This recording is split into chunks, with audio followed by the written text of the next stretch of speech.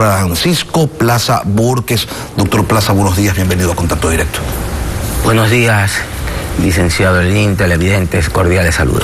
Hoy hay en el Ecuador un estado de crisis sanitaria, un estado de crisis que se vive desde hace varios años. Ni siquiera las gigantescas inversiones en infraestructura que se realizaron en el pasado lograron revertir esta situación que se agudizó con la pandemia que cobró decenas de miles de vidas en el país. Hoy la pandemia está controlada, el gobierno hizo un buen trabajo, pero la crisis del sector de la salud continúa. ¿Por qué, doctor? Continúa y más aún se ha agravado, porque a pesar de que existen los recursos, estos se aprovechan de una manera no óptima, se los desperdician y el sector está completamente corrupto, tal como lo denunció el propio presidente de la República. Acuérdese usted que hace pocos días fueron asambleístas a pedirle hospitales por votos, porque los hospitales están en manos de políticos corruptos que se roban todos los recursos, dicho por el propio presidente de la República. Usted dice, se están mal utilizando los recursos. El presupuesto para salud. Todos los gobiernos dicen que cumplen con ese 4% que dispone la Constitución, 4% del Producto Interno Bruto, pero la oposición de turno, la oposición de todos los gobiernos, siempre señala que eso no es verdad, que no se destinan los recursos suficientes. ¿Qué es lo cierto? Mire, por ahí vi un estudio el otro día que actualmente solamente el 2.8% del presupuesto se destina para salud, es decir, el 2.8% del PIB. Pero por ahí vi otro estudio internacional en que dice que Ecuador está destinando el 6% del PIB para las obras y todas las acciones que tiene que dar en los aspectos sanitarios. Los recursos, a veces, por pocos que sean, si se los aprovecha óptimamente, pueden dar grandes frutos. Imagínese que aquí no existe un sistema nacional único de salud que permita ampliar la base de la pirámide, que es el medio ambiente saludable, la medicina preventiva y la prevención para la salud. Ahí prácticamente no se invierte nada.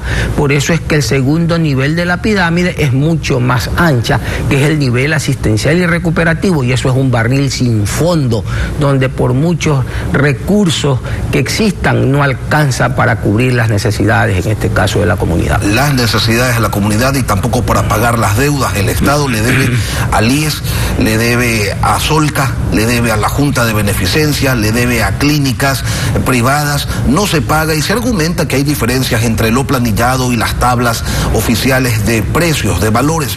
¿Cómo solucionamos esto, doctor? Mire, esto es una oferta de campaña del presidente Lasso. Nosotros le planteamos 22 puntos. Era el punto número 16, el pago de las deudas atrasadas, no solamente a Solca, sino a la Junta de Beneficencia, a las clínicas privadas, a las unidades renales, pero hasta ahora nada de nada. Le planteamos también que aplique correctamente la ley humanitaria y le dé los nombramientos a los médicos que se fajaron al frente durante la pandemia. Y esto se está cumpliendo a medias. Hay despidos, injusticias, porque se ha nombrado a dedo a médicos que ni siquiera ni por internet ni por Nintendo han visto pacientes. Nos ofreció reabrir el Instituto Nacional de Higiene Leopoldo Izquierda Pérez. Me dijo, doctor, al día siguiente que esté en el solio presidencial, tenga usted la plena seguridad que voy a derogar el decreto ejecutivo 1290 del 13 de septiembre del 2012 que desmembró el instituto en dos instituciones, el INSPI y el ARSA. Que solo han pasado 10 meses, dicen desde el gobierno, cuando se le piden resultados sobre algunos de sus ofrecimientos. Para hacer estos cambios a los que usted hace referencia, ¿se necesitaba 10 meses, se necesita más o era cuestión tan sencilla de firmar un decreto?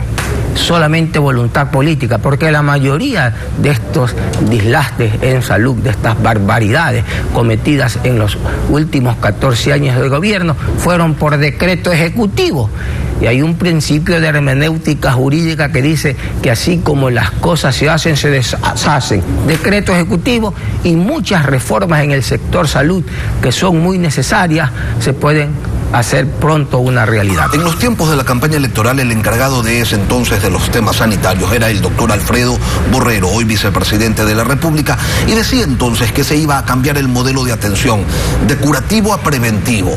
10 meses puede ser poco tiempo para implementar una reforma profunda como esa, pero ¿cuáles son los avances que se pueden evidenciar a este día?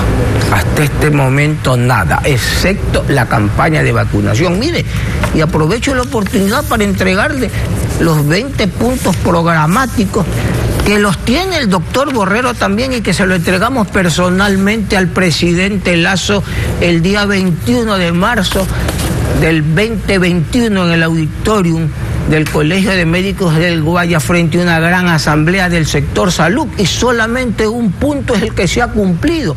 Ofreció derogar la tabla de portabilidad de drogas y todavía no la hace. Rehabilitar el SNEN y todavía aquí la malaria, el chikungunya y el paludismo nos sigue llevando en peso. También ofreció rehabilitar el hospital neumológico Alfredo J. Valenzuela, que tanta falta nos hizo para atender los casos críticos y agudos que se dieron en la pandemia. Doctor, para la próxima semana el régimen anuncia que la entrega de medicinas se externalizará a través de las farmacias privadas del país. ¿Es esa la solución idónea para el viacrucis que hoy significa el conseguir los medicamentos que se recetan en el sistema público de salud? Podría ser, pero siempre y cuando el gobierno cumpla.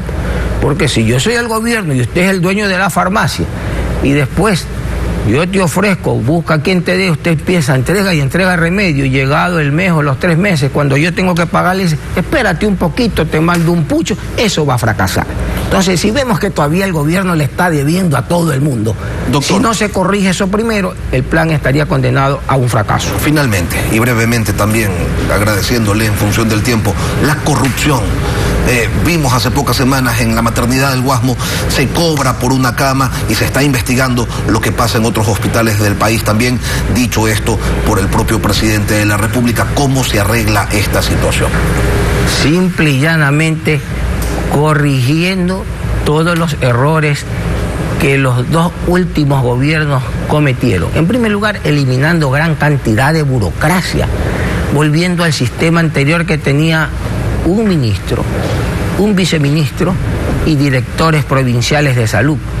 Ahora la ciudad o la salud se la dividió en zonas y hay coordinadores, subcoordinadores, es decir, una burocracia inoperante que solamente significa gasto, a tal punto que más del 70% del presupuesto nacional de la salud se ve en pagar burocracia y no en acciones para corregir las deficiencias del ramo. Doctor Francisco Plaza Bohórquez, expresidente del Consejo Médico Andino, analista en temas medioambientales y de política de salud pública. Gracias por acompañarnos hoy aquí en Contacto Directo.